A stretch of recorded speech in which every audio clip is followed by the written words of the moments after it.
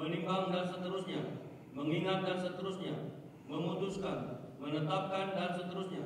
Ke-1, menganugerahkan gelar pahlawan nasional kepada mereka yang namanya tersebut dalam lampiran keputusan ini sebagai penghargaan dan penghormatan yang tinggi atas jasa-jasanya yang luar biasa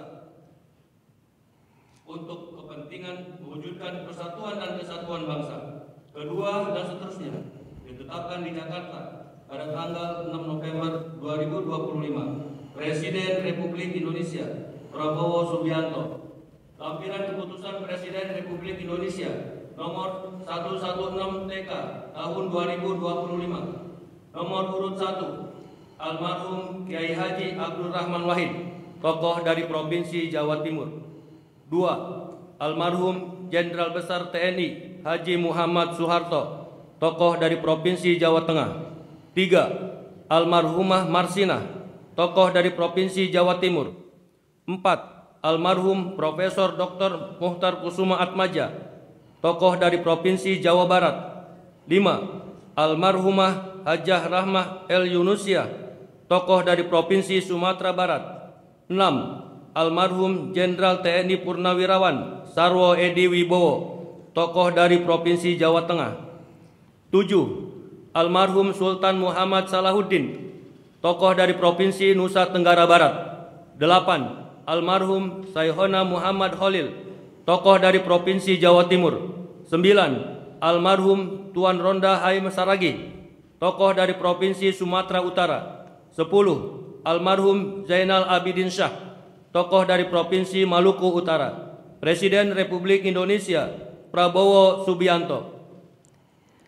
Persiapan penganugerahan gelar pahlawan nasional kepada ahli waris almarhum Kiai Haji Abdurrahman Wahid dimohon menuju tempat yang telah ditentukan.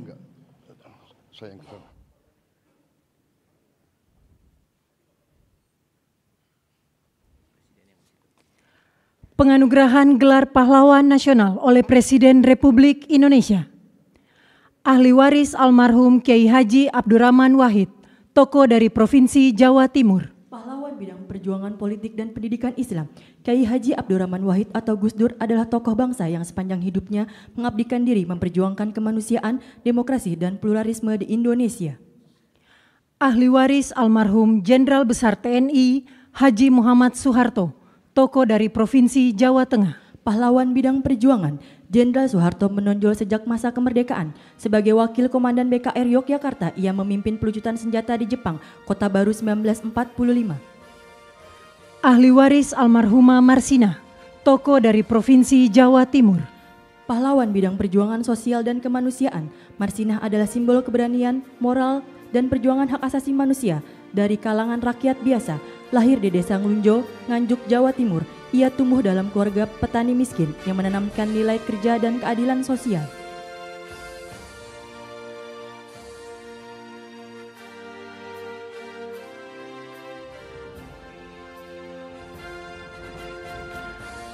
Ahli waris almarhum Profesor Dr. Muhtar Kusuma Atmaja, tokoh dari Provinsi Jawa Barat.